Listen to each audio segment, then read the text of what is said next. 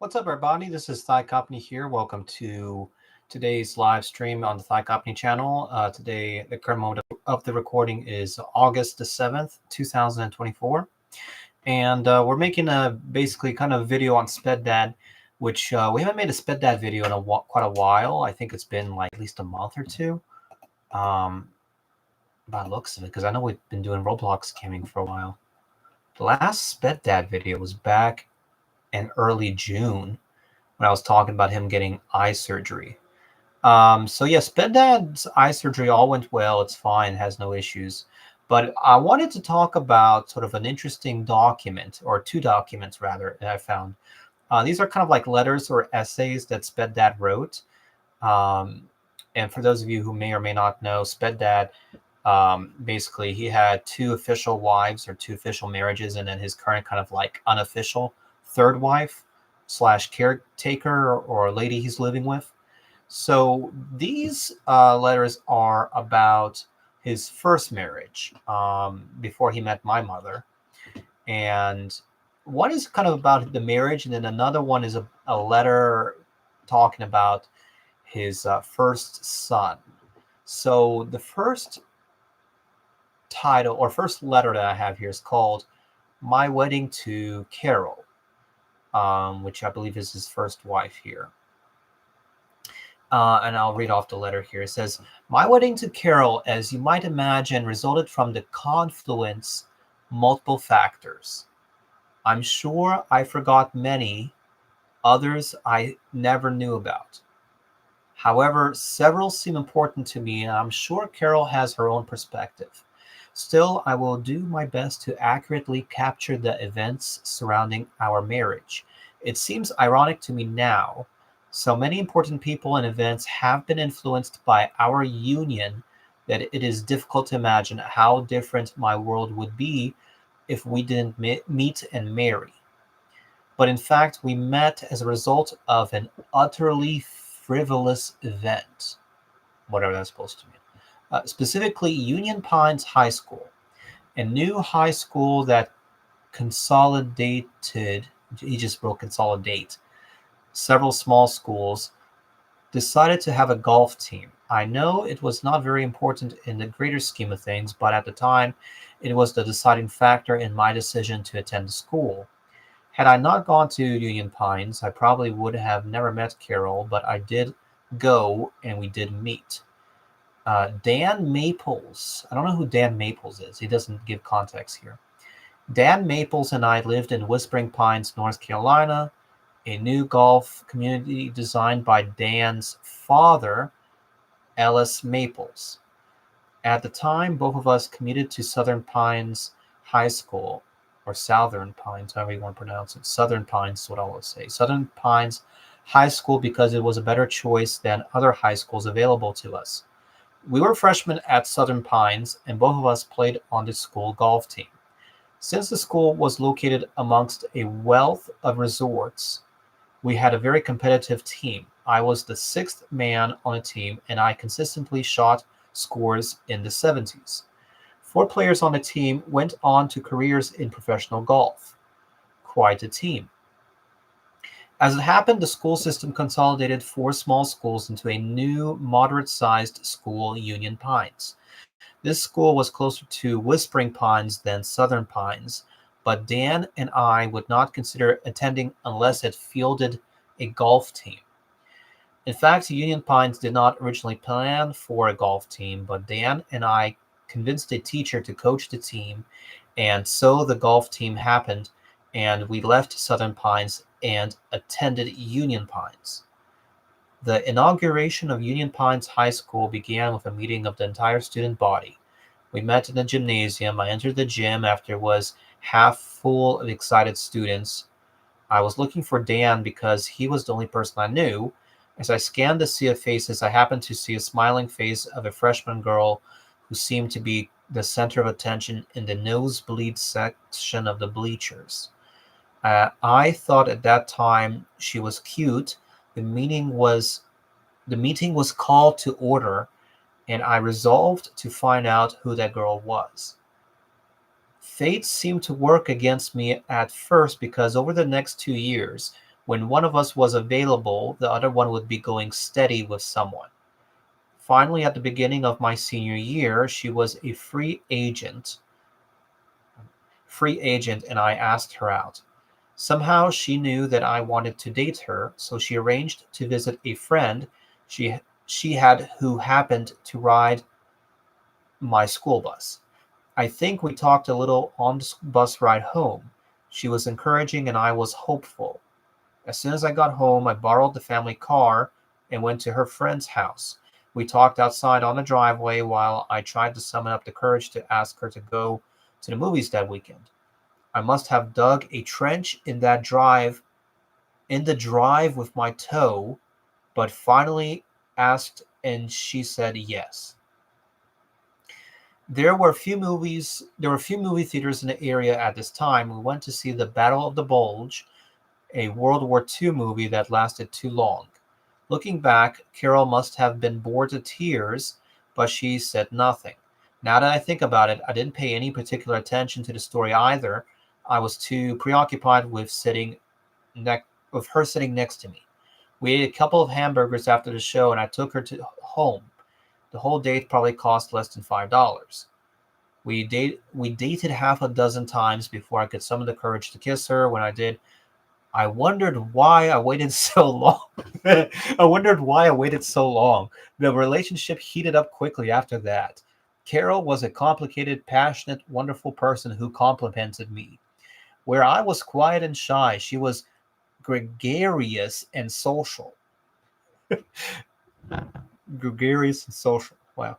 Carol was well known at Union Pines. I was a new kid not so far removed from New York. Undoubtedly, I met many of her needs too. She was from an impoverished background. I lived in an upscale golf resort community. I was given a great deal of freedom by my parents. She had to manage a double life to do what she wanted. The deficiencies and benefits of our backgrounds meshed to make us bond to each other. So I don't know why Sped Dad's got this very weird, unique language. I don't know what it is. It could be because he had that like former career, or rather a short career, as like a professor. So maybe that's why he's writing in such a kind of not common language. Um, okay, so here it says many forces were at work to tear us apart. My mother questioned whether a girl with her background was right for me. So Sped Dad's mother, who I made two videos on. I called her Grandma Curva. Um, Grandma Curva was from an impoverished family herself. So kind of funny that there, it's been hypocritical of her to be talking about Carol here. So that's kind of interesting here. My mother questioned whether a girl with her background was right for me. Carol's parents had strong religious beliefs and wanted her to adopt very circumspect behaviors and date within her religious community. Outside of school, we had trouble communicating with each other because phone calls were long distance. We stubbornly made the relationship work and made plans for our future. We found each other, met each other's needs, and had a mutual reliance for for emotional, psychological, physical, and sexual needs. Nothing could break us up. We were sometimes reckless in our behavior. sometimes, we were sometimes reckless in our behaviors. Once during a heavy makeout session on the couch in Carol's family room, her dad happened to enter and was justifiably upset. After this fiasco, we were restricted to double dating or bringing Beth along in our dates. Still, we were able to manage. Let's forward a bit here. Shortly after Carol graduated from high school, she became pregnant. Nanny was a source of great emotional support for us. I don't know who Nanny is. When Carol and I could no deny, I guess not deny, not deny the overwhelming evidence that she was really pregnant, we made a decision to marry. So I don't know when this was. This was probably either probably during the 60s is what I'm going to have to guess. Because I think it's, what is he from, 49? So 60, let me see. Yeah, probably late 60s is what I'm guessing. Um, yeah, because I think, oh my God, what was, I don't even know the age. He was very young, as far as I know, when all this happened. We made a decision to marry. That was an easy one for me. I suspect Carol getting pregnant was not an accident, at least on a subconscious level. There was no way we could involve my parents in this process. That's he's a troublemaker, right? Um, there was no way we could involve my parents in this process. They imposed anything that threatened my education. Carol's folks had to be involved because Carol was so young, she needed parental consent to marry. That's crazy. I didn't need consent in South Carolina, so we would secretly marry there. I only had to pretend nothing was wrong at home. Saturday, August 3rd, 1968. Okay, well, definitely late 60s, so my guess was correct.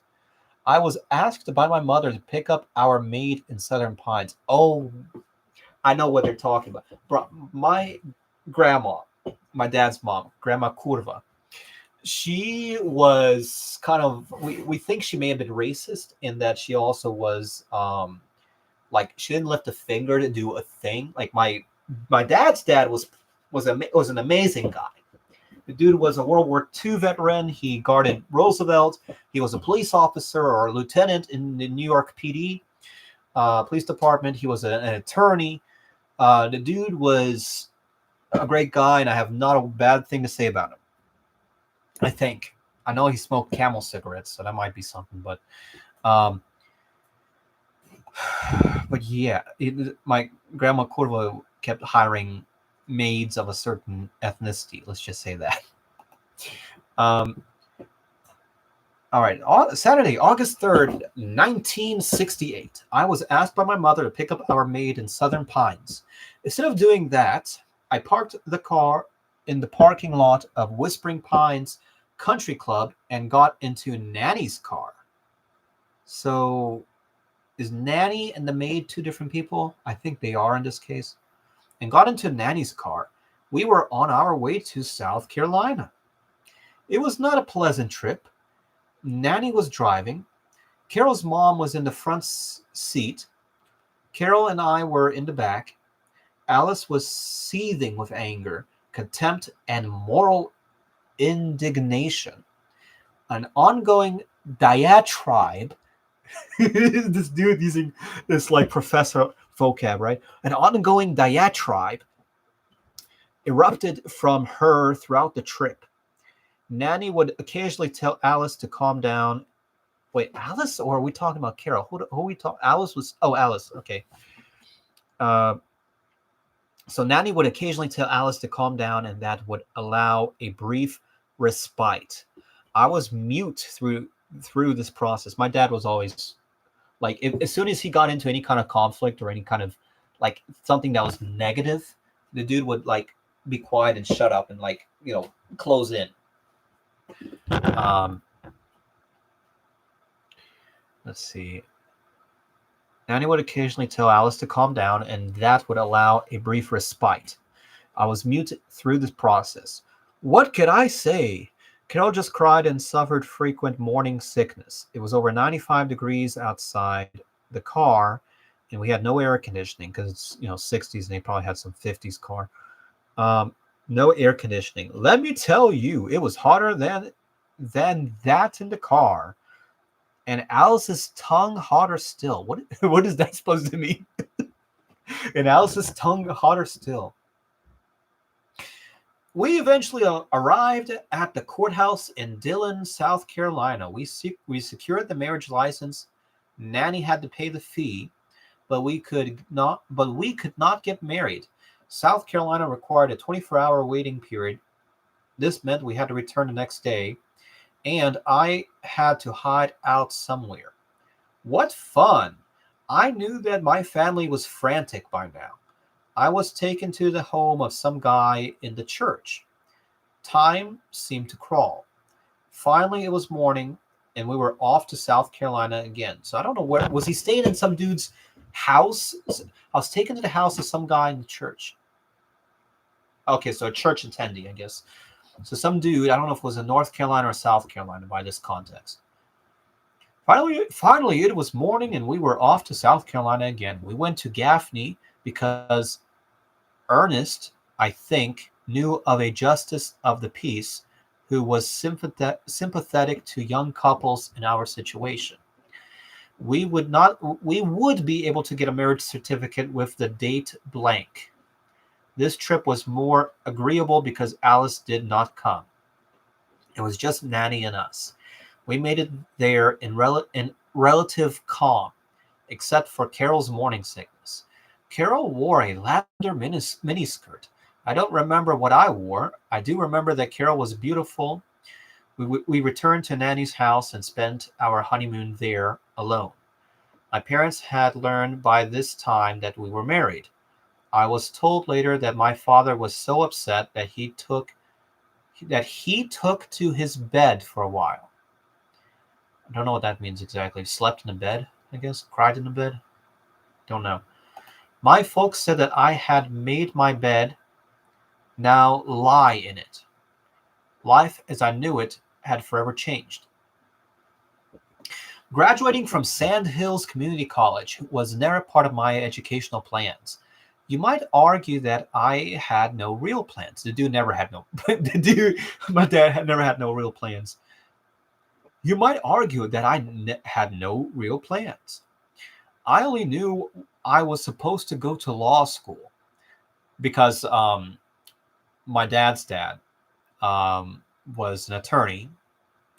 And I think I have an uncle who's an attorney as well. So that explains that. Um, I knew I only knew I was supposed to go to law school. The details were lost on me at the time. Still, securing a degree that represented 2 years of college was welcomed. I tried to get some reasonable job.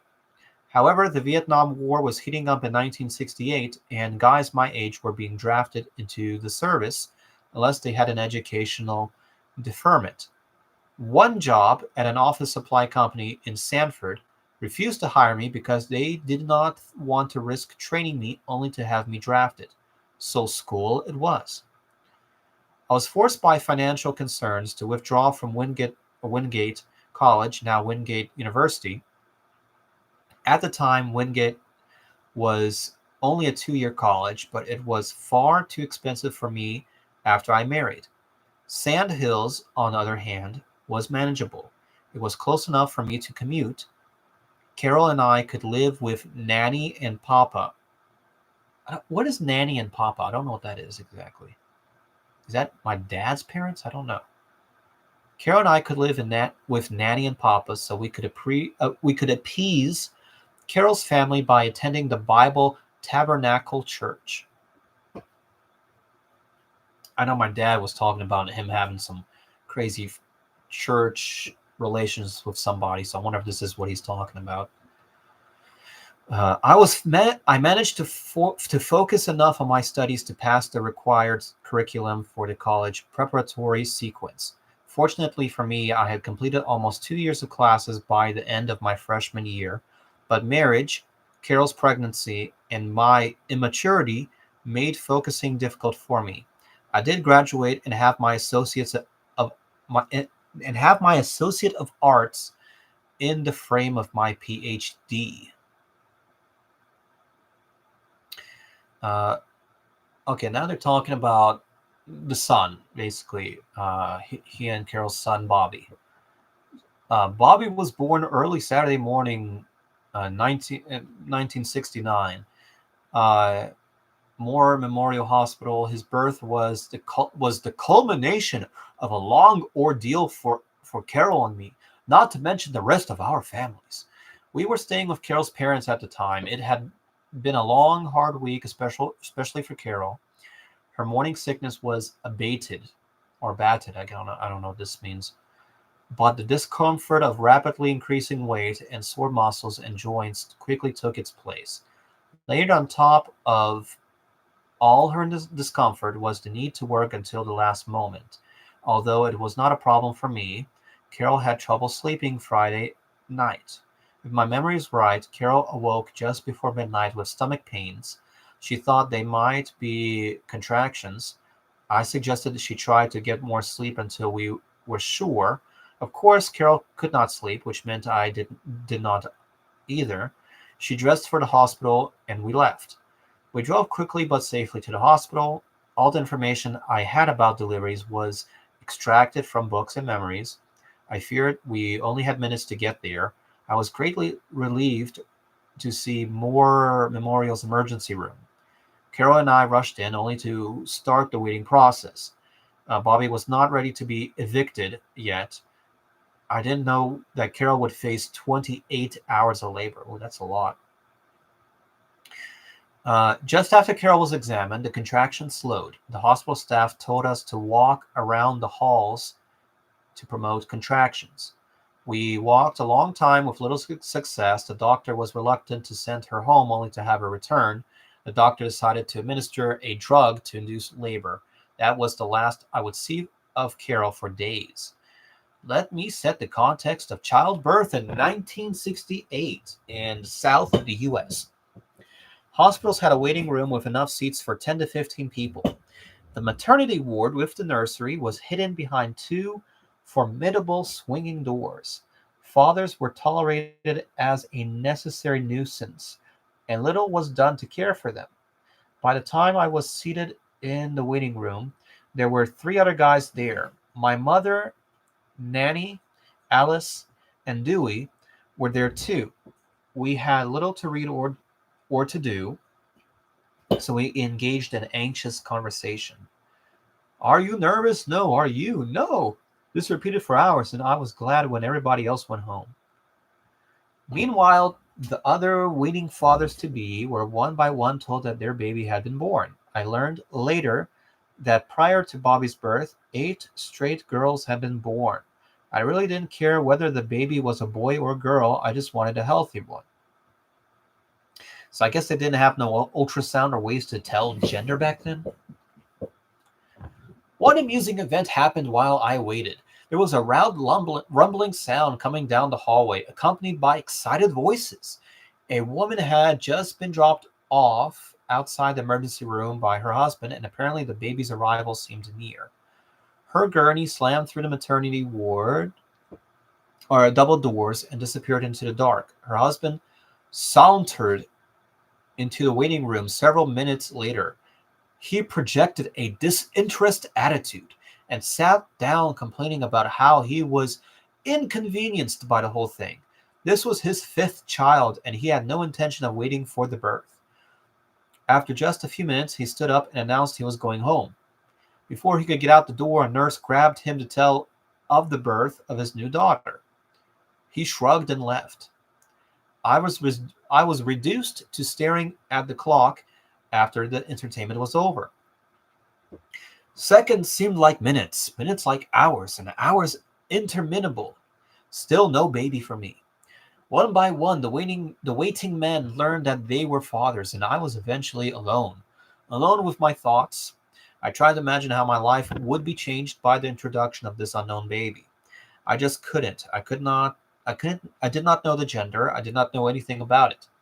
I just used the term it because that is how I thought about the baby. I did not want to use he or she for fear of suggesting some preference. Ironically, it took several weeks after Bobby's birth to stop saying it. It's crazy. That's kind of a sped thing right there. Nurses were loath to spend time with the waiting dads. We were a nuisance to them. Whenever one would exit the delivery area, the fathers-to-be would pounce on her for information. The nurse would promise to check, but rarely would she return. All right, so that's the wedding to Carol. The wedding to Carol letter here, kind of an interesting first letter or document from Sped Dad from many years ago, a long time ago. All right, let's take a quick break and we'll read chat here. So we'll move on to what chat's saying here. All right, so I have Ochapa here. You missing out, my boy on 4. He looking good. Boy on fire. I got you, man. Appreciate it. This is Thigh Company Gaming server. No, this is Thigh Company. Join if join. Oh, my bad. You're trying to send in the Discord server. Yeah, Discord server is having. I don't know why it's having issues with links on YouTube. Join it if you want to be part of our gaming group. We play Minecraft, Roblox. Unk. Oh, what is UNC? Unk. Unk having issues. Fantastic views says for real. LOL. Respond to chillax. Rainstorm says, I came from a Roblox beatboxing puppy video on your channel. All right, welcome. Rainstorm says, like, what is happening? He's talking about his dad in the story. He has another channel, Thigh Company Gaming, where he will be streaming soon. All right, bye. We revolt for you to respond to us, says Uchapa. We revolt. Okay. All right, so we covered the wedding to Carol, or first marriage letter. Let me see if I happen to have this other document, which should be thoughts on Bobby. Let's see what this letter is. Oh, here's an interesting. This is another one here. All right, the second letter is thoughts on Bobby's 40th birthday. As I start this narrative, it is early in the morning. Bobby will celebrate his 40th birthday tomorrow, and I have been... So this dude has got the widest professor, talk out there. Bobby will celebrate his 40th birthday tomorrow, and I have been ruminating about how fast time passes and how short life really is. It doesn't seem so long ago when he was born. What a wonderful and yet terrifying experience. 2 young kids having a baby, too stupid and naive to know how much trouble they were in. We were too much in love, and in love with the potential of life to care. I don't know what that's supposed to mean. Love with the potential of life. I don't know. That's kind of a weird thing to say, I guess. Consequences were not considered. Any inconveniences would simply be worked out. I don't know why he's making errors in grammar here. I suppose we did find a way to work through the consequences of our actions. However, viewed now with the perspective of nearly 60 years of experience, I believe it is more accurate to say that we merely survived it. I don't know what this. He's got this morbid outlook for some reason. Because of course the dude didn't do much. We exercised less control over outcomes that we thought, and many people, family, friends, and complete strangers contributed. It's like riding on the back of a bear. You're very interested in the outcome, but exert little influence on the path. Let me make a disclaimer here. I have no regrets or second thoughts about the birth of Bobby. I view him as a major achievement in my life, and believe at the same time that he probably did more to shape the person I am than I did to him. Yeah, because Bobby started getting some money as being a lawyer. Wow, this dude, I don't know, my Sped dad flew away. All his mother and I did was to deliver him to adulthood with the health and intelligence intact. All right. However, I do think that my branch of the family tree would have been stronger if Bobby celebrated his 34th birthday tomorrow. Why would you put in such a weird number, 34? Let me start at the beginning. My wedding to Carol, as you might imagine, resulted from... he just repeats the whole thing over again. Did you talk about... Oh, here we go. We got a continuation here. All right.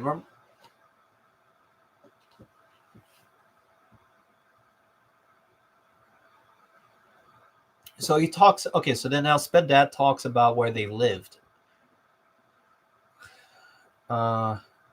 Nanny and Papa graciously allowed us to live with them. We stayed crammed in the front bedroom and tried to adjust to living in a space designed for one family. It was difficult for and me to adjust to married life with Nanny in the house. She was a dominant personality who was quite willing to share her views on how people, especially us, should live. All right, so this basically, I guess, to create the visual setting, you know, my granddad, so my dad's dad, was basically a successful guy in New York City. My dad's mom, growing up in Salisbury, North Carolina, in the 1920s, and during the Great Depression, was basically living in that shack out on the dirt road with horses walking by. So basically, my dad's dad was the what do you call it, the bread bringer or breadwinner, whatever you want to call it, the person bringing in the money, right? Um, so I don't know. Maybe it's a cultural thing of the U.S. back then. You could argue that. Uh, what in the world? Okay, then my dad's like, I do not intend to demean Nanny. Like everyone else, Nanny was a product of her time and her experiences. She was generous to a fault and would do anything for you. She would fight anyone who tried to take advantage of the family, and now I was part of that family, but at the same time, she had her quirks. She had an ongoing struggle to make Papa comply with her worldviews. I don't know who these people are again. Um, he apparently learned that the path of least resistance was to foster the appearance of adhering to what Nanny wanted, while he did pretty much what he wanted. Uh, all right, so basically, the next paragraphs are talking about him arguing with one another. She had a ritual of checking each door to make sure it was locked. Then she checked that the toilet was not running. I don't know what that's supposed to mean. The longer I lived with Nanny, the more annoying it became. I believe Carol had the same experience. It was probably worse for her because she served as a buffer between her family and me. So I guess Nanny and Papa are her parents. Talk about her having motion or morning sickness.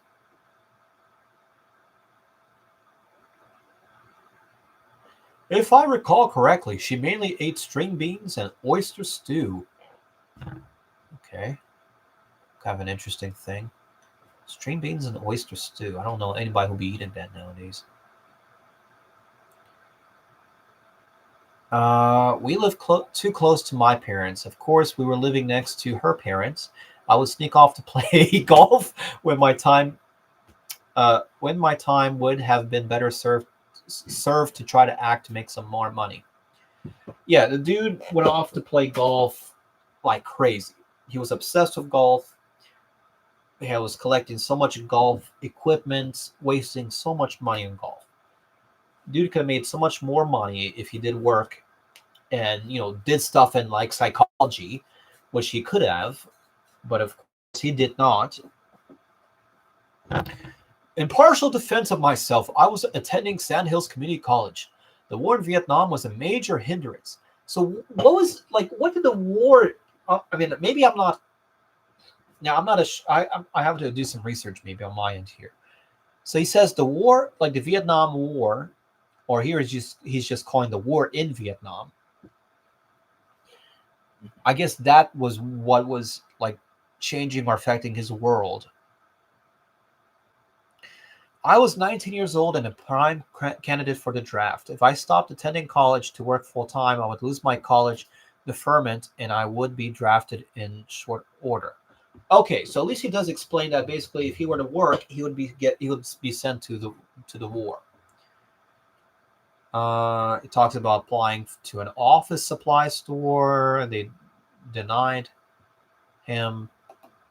Carol worked as a secretary / receptionist at a veterinary clinic. She would get up each morning, throw up, eat breakfast, throw up again, and then go to work. So she had her sickness. Okay, now he's talking about childbirth was very different 40 years ago. So this would be mid 2000s when he's writing this, probably 2008, I guess. There were no LeMay's classes or any classes for that matter we could take to understand about what was going to happen or what was about to transpire. My knowledge of the subject came from television. Okay. Uh, Morning sickness went away, but discomfort of rapidly increasing weight, sore muscle. Or he's basically repeating himself here. N- Time had stopped for me, but at last Bobby was born, and the world has never been the same. All right, so that finishes his like Bobby thoughts. I just kind of thought it was interesting to kind of cover these like this topic. It's kind of an unusual topic, but I figured if let's give some history to Sped Dad, some context to Sped Dad, especially since it's been what you could say 2 months, maybe 3 months since I talked about Sped Dad last time. So I know some people. I mean, we had people curious about Sped Dad before, so I figured let's kind of give you all some context. So I mean, basically, what I took out of the whole these like two essays is basically um, my dad's dad basically brought in the money, right? My dad's mom had a nanny or a nurse or maid, whatever you want to call this person, who basically did everything for my dad's mom, right? And she basically, sit back and relax. I'm a sit here, drink whatever. That was basically her thing, right? I don't care. The kids running around. I'm gonna do my own southern twang or southern thing, whatever her thing was, right? Um, my dad was probably overly obsessed with golf, but it's like comparing Uchapa with soccer. I mean, it's the same thing. A lot of people are love sports, right? Which I get. I mean, I like I like gaming, I like eBay, I like coin collecting. I used to collect a lot of coins in the past. Don't do that. I don't do as much of that nowadays as I did before. Like drawing. Uh, what else? I used to do a lot of video games growing up. Like Nintendo GameCube was probably my biggest thing, and a little bit on the Wii and the DS, but I kind of stopped as soon as the Wii came out. Um, but yeah, I just kind of thought it was an interesting thing to talk about. But yeah, guys, what do you all think about this Sped Dad series? Do you all want me to kind of give you all some more updates? I mean, the only other thing I can really think of, if you want to, as in to give you all kind of more recent news, I did call up Sped Dad today, right? So I called up Sped Dad, and he basically was like fading in and out. Like I was talking to him, and I was like, "Hey, I went to the doctor with my granddad's, my mom's dad. Um, he's doing all right, man. We went to an oncologist. He said, oh, he doesn't really have no cancer right now. We're going to do some blood work and do genetic testing, figure out maybe if his side of the family's got some cancer risk." And so my dad like understood that and he knew who I was talking about. And but then he was like, "So who am I talking with right now?" And I and I'm like, "Well, guess who you talking with?"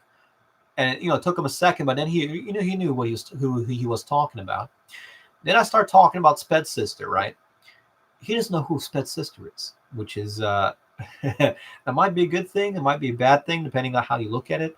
Because Sped's sister, with her Spedness, I'd rather him not be preoccupied. It might give him some stress. Um, so that covers that, or that answers that basically. But then we were talking, and then all of a sudden, so who am I talking with again? So he does that, unfortunately. Um, so yeah, that's kind of a kind of an ongoing issue. I don't know if we'll give much of any more updates other than I'm still kind of going at trying to figure out how I could maybe get him over here to Charlotte. I don't know if that will work out. It's not something I'm actively being putting all my energy, all my time and energy into, but I figured it's at least something to still kind of investigate here and there when it's possible. But otherwise, guys, yeah, we talked about Sped Dead. Otherwise, guys, this has again been Thigh Company here on the Thigh Company YouTube channel. And if you have not already, make sure you do subscribe to the Thigh Company channel, guys. We did an amazing job. We finally got over 5,000 subscribers, guys. Over 5,000. I think we're at like 5,060 or 5,070 right now. So we're getting close to 5,100. So which is awesome. So yeah, guys, make sure you subscribe to Thigh Company. Also, hit the bell icon so you do get notifications for future live streams, future gameplay videos, the shorts, any announcements that we make on the channel. So we do appreciate that. Also, give this video a like. Give the video a thumbs up. I know I see at least one person has liked the video so far, which is great. I thank you for that. And also, comment down below. Maybe you want us to cover a certain game in the future. Maybe there's a certain topic in mind that you would like for us to discuss, or maybe you have some questions about the channel, or maybe questions for me or about Sped or somebody. So yeah, let us know. Otherwise, guys, again, thank you all so much for watching and staying tuned today to today's live stream. Today, again, is August the 7th, 2024. At the time of this recording, it is 1 o'clock in the morning. But yeah, again, guys, thank you all so much. This has been Thigh Company. Hope your day goes good and your month of August goes even better. Thank you again. Y'all take care.